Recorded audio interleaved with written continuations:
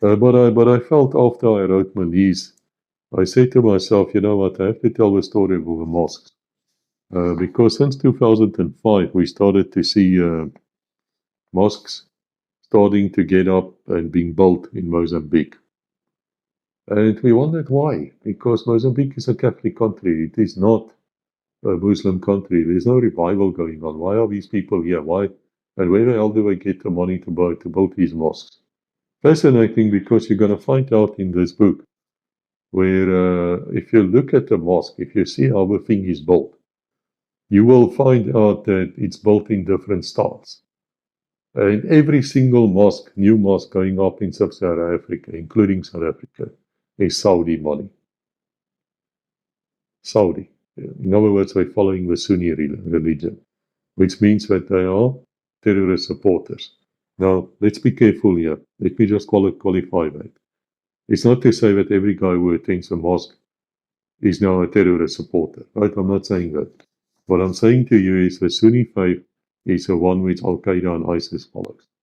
And Saudi is the one who actually supports them, as well as Qatar with money, as well as Pakistan with training. So anyway, in Mozambique, we were looking at these mosques, and we found out that the imams who arrived with their new mosques are actually the best operators I've ever seen. I say that simply because they were very humble people. They still are. They would sit there under the tree playing with their beads in their traditional dress. They would speak very kindly and humbly.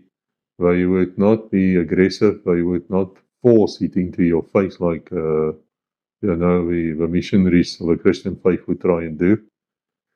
And they were really trying to build up a good rapport and fit into the community. And they were poor. They could fit in quite easily. Money was not important to these guys at all. And these imams were very good operators. And we got to the conclusion that they're waiting for something. And then we realized they are actually not only waiting, they're preparing. They're preparing for the second wave, as we called them. And that would be the leaders and the ones who have to hide in Africa. So they were the ones who escaped from the Middle East and or wherever, and then they come and hide in Africa.